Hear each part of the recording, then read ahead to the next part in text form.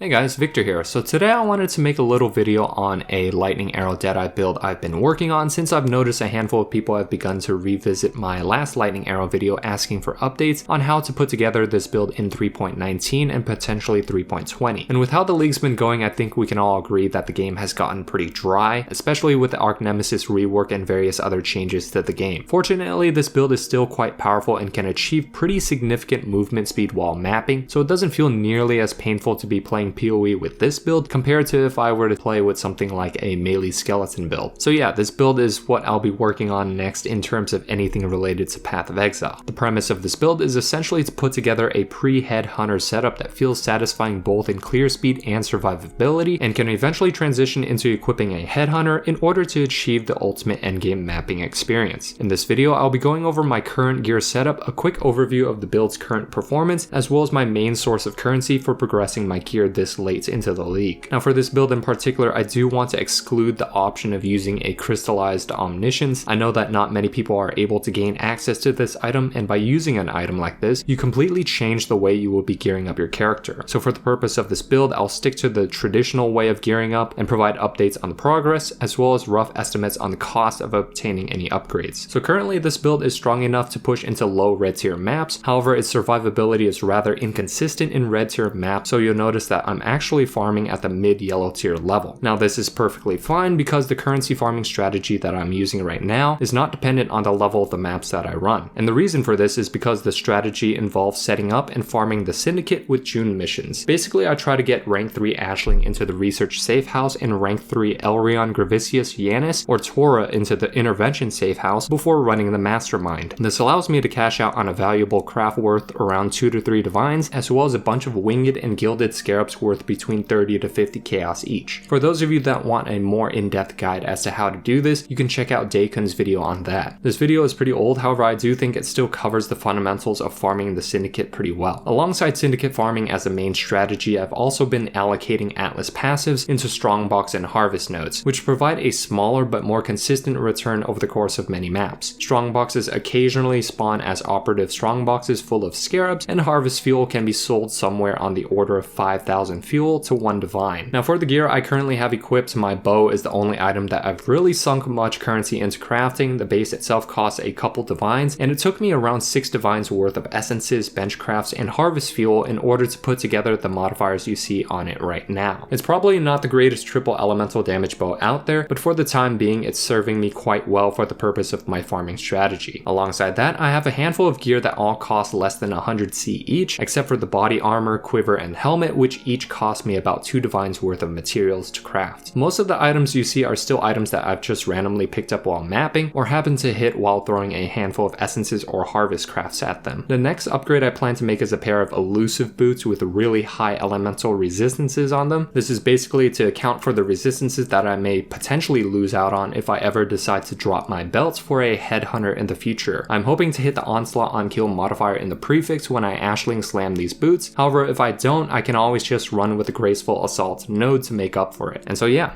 that's the current state of my lightning arrow build as of right now. I haven't really been playing much Path of Exile lately because of how slow it feels on every other build that I've tried this league. Aside from that, I've also been playing quite a bit of League of Legends as well as Terraria again, which are games that I haven't really featured on this channel, at least not to the extent of Path of Exile, though that may stand to change in the future. If you have any questions regarding the lightning arrow build, let me know and I'll try to answer them as I find the time to.